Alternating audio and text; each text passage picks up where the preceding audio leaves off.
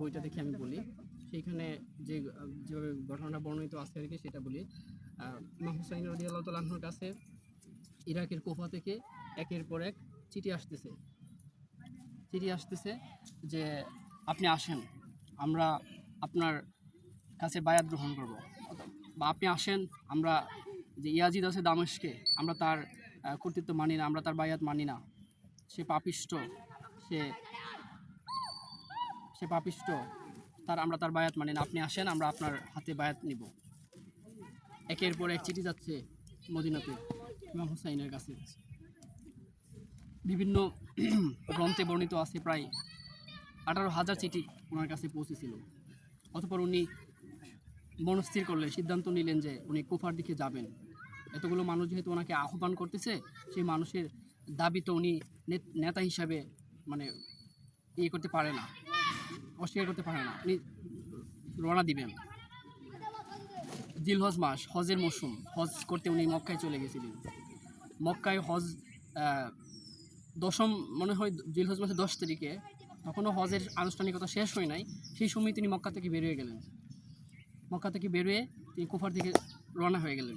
প্রতিমধ্যে মক্কার ওনার বন্ধুবান্ধব, প্রবীণ সাহাবিরা, তাবিঈনরা ওনার পথ আটকালেন। তুমি কোথায় যাচ্ছ? ইমাম হুসাইন বলেন, আমি তো কুফার দিকে যাচ্ছি, আমাকে আহ্বান করা হয়েছে কুফা থেকে।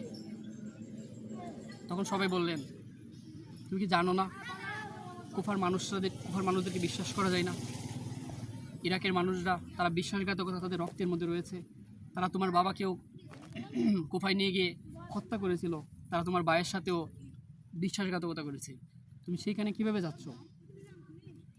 ইমাম হুসাইন বললেন, আমি সবই জানি, কিন্তু আমাকে যেতেই হবে, কারণ আমাকে 18,000-এর মতো মানুষ বা হাজার মতো মানুষ, এটা সংখ্যাটা আসলে মতভেদ আছে। আমি যে গ্রন্থ থেকে পড়েছি সেটা 18,000 কথা বলা হয়েছে। তো বলছে যে এত হাজার মানুষ আমাকে চিঠি দিয়ে আহ্বান করছে, আমি তো মানে ধারণাবশত বা তারা পূর্বে কী করেছে সেটার উপর নির্ভর করে থাকতে পারি না, আমাকে যেতেই হবে, আমি দেখি। তারপরে উনি যাওয়ার আগে ওনার চাচাতো ভাই হযরত মুসলিম বিন আকিলকে আগে পাঠালেন কুফার পরিস্থিতিটা জানার জন্য, যে তুমি আগে যাও, গিয়ে দেখো আসলেই সেখানকার অবস্থাটা কেমন, তারা কি আসলে আমাকে আহ্বান করছে করেছে কিনা, বা সেখানকার পরিবেশ পরিস্থিতিটা আমাকে জেনে জানাও। মুসলিম সেখানে গেলেন। মুসলিম দেখলেন যে মানুষ তো ওনাকে চাই, ইমাম হুসাইনকে চাই। তো তারপর মুসলিম সেখান থেকে রিপোর্ট দূত পাঠাইলেন যে ঘটনা সত্যি, তারা আপনাকে চাই, আপনি আসুন এখানে। এই কথা বলে ইমাম হুসাইনের কাছে দূত চলে আসলো।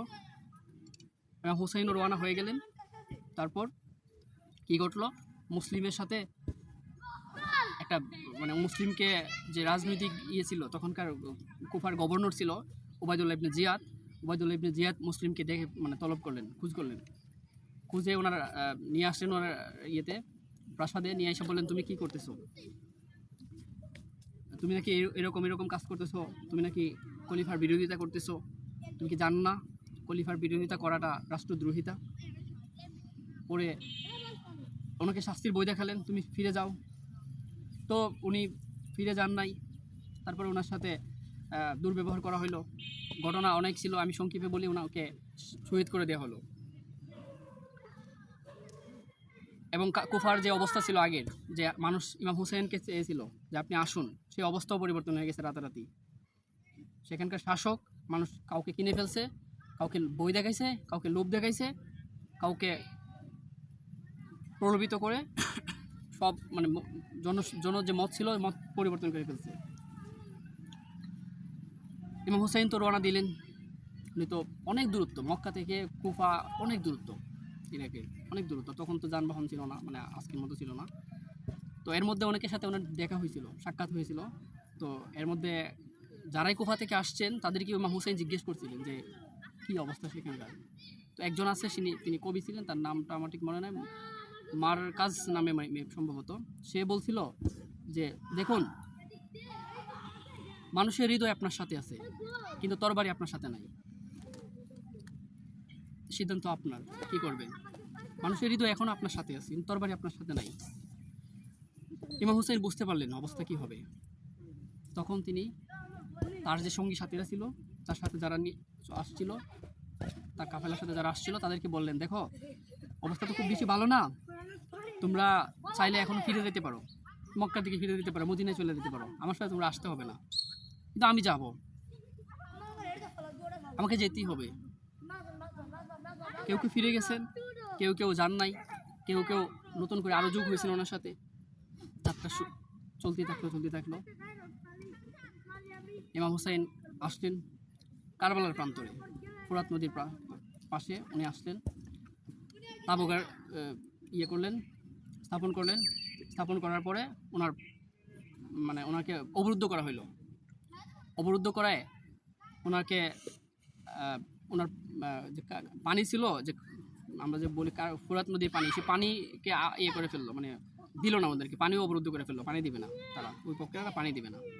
তো ঘটনা অনেক আছে এখানে, আমি খুবই সংক্ষেপে করি। একসময় যুদ্ধের দিকে দাবিত করার চেষ্টা করলো, কিন্তু উনি বলে, আমি তো যুদ্ধ করার জন্য আসি নাই, আমি তো সেনাবাহিনী নিয়ে আসি না, আমি তো একলা আসছি, আমাকে তোমরাই নিয়ে আসছো, তোমরাই তো আমাকে চিঠির পর চিঠি পাঠিয়ে নিয়ে আসছো, এখন তোমরা আমার সাথে বিশ্বাসঘাতকতা কেন করতেছো? তারপরেও মানুষ আসলে ইতিহাসেরই এক নির্মম পরিণতি, ইমাম হুসাইন রাদিয়াল্লাহু তাআলা আনহুকে শহীদ করে দেওয়া হলো।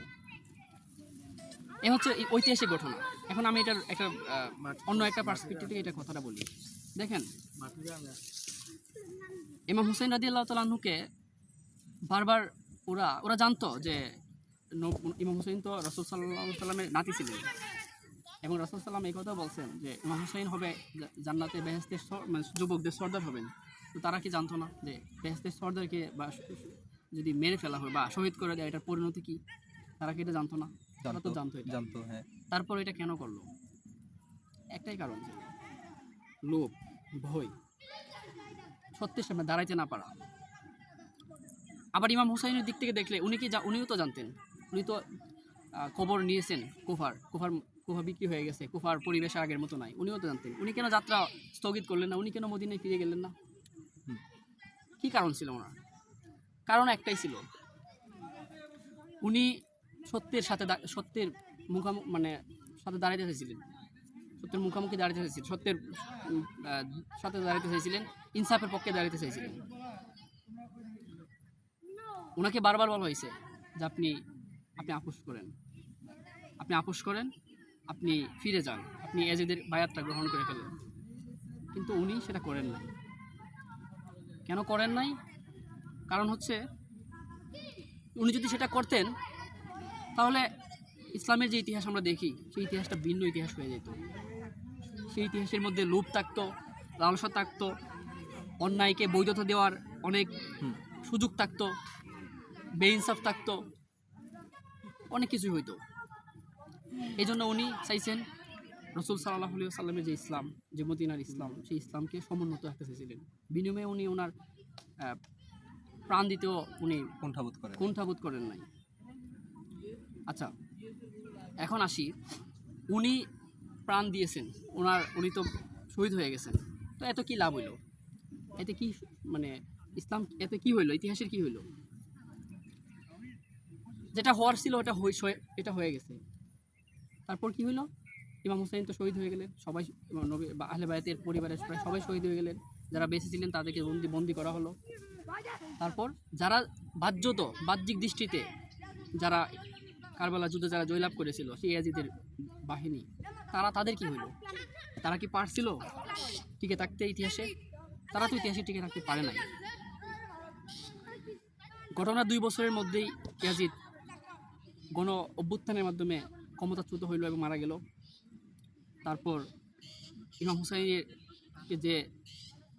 হুসাইনের শির মোবারক মানে যে গলায় যে তরবারি চালিয়েছিল, সেই সীমারকেও হত্যা করা হইল। তারপর কি হইল? যারা ইমাম হুসাইনকে হত্যা করেছে, তারা হত্যার পরবর্তীতে তারা মদিনাতে অভিযান প্রেরণ করছে। মক্কা শরীফ, মদিনা শরীফে যুদ্ধ করা নিষেধ, রক্তপাত ঘটানো নিষেধ। তারা সেই পবিত্র জায়গাতেও লুটতরাজ করেছে, হত্যা করেছে, মানুষদেরকে লুণ্ঠন করেছে। এবং বৈধতা তৈরি করেছে, মানুষের কাছে জোর করে জবান নিয়ে নিয়েছে, মানুষ সম্মতি নিয়েছে মানুষের কাছ থেকে যে এটাই সত্য, এটাই মানো। কিন্তু মানুষ তো মানে নাই, বা ইতিহাসও তো মানে নাই। ইতিহাস কি লিখেছে? ইতিহাস লিখেছে ইমাম হুসাইন মাথা নত করেন নাই। আর এখানেই প্রকৃত বিজয়। আমরা হয়তো দেখি, বাস্তবে আমরা অনেক সময় দেখি যে আমাদেরকে বিভিন্ন জায়গাতে অপদস্থ করা হয়। জুলাই অভ্যুত্থানে আমরা দেখেছি জোর করে আমাদের মুখ থেকে স্বীকারোক্তি নেওয়া হয়। সেই এরকমই ঘটনা কিন্তু সেরকমই ছিল, কিন্তু জুলাইয়ের বীররাও মাথা নত করে নাই, তারাও বুক চিতিয়ে গুলির সামনে দাঁড়াইছে, ইমাম হুসাইনও দাঁড়াইছে। বিনিময়ে কি হয়েছে আমরা সবাই জানি। আজকে ঘটনা থেকে এটাই শিক্ষা, আপনি যখন যে আপনার সামনে থাকুক, যত বাধাই থাকুক, যত লোভ লালসা যাই থাকুক, বিনিময়ে আপনার প্রাণ যাইতে পারে। ইমাম হুসাইন রাদিয়াল্লাহু তাআলা আনহু আমাদেরকে সেই একটাই প্রশ্নের উত্তর দিয়ে গেছেন, সেটা হচ্ছে কি, সত্যের সামনে মাথা নত করা যাবে না, বিনিময়ে সব চলে যাক। দেখেন, আমরা যারা ধর্মে বিশ্বাস করি তারা জানি দুনিয়াটা ক্ষণস্থায়ী, মৃত্যু একদিন আসবে আমাদের, এবং আমাদের জন্য পরকাল আছে, এবং আমাদের পরবর্তী প্রজন্ম, পরবর্তী ইতিহাস, ভবিষ্যৎ দেখবে। ইমাম হুসাইন সেই ধারাটাই সৃষ্টি করে দিয়ে গেছিল, সেই সিলসিলাই তৈরি করে দিয়ে গেছিল। এবং এজন্যই বলা হয় ইসলাম জিন্দা হতা হে হার কারবালা কি বাত। মানে হচ্ছে ইসলাম বারবার কারবালার আঘাতের মাধ্যমে ইসলাম নতুন করে পুনর্জন্ম নেই। আঘাত না আসলে ইসলামের যে আসল যে নৈতিক, যে আধ্যাত্মিক যে চেতনা, যে নৈতিক চেতনা, সেই চেতনা জাগ্রত হয় না, সেই চেতনার প্রকাশ ঘটে না। আমি আবারও আহলে বায়াতের যারা শহীদ হয়ে গেছেন তাদের প্রতি সালাম দুরূদ রেখে আমি আমার বক্তব্য শেষ করছি। ধন্যবাদ। আমার একটু দুটো প্রশ্ন ছিল, মানে জানার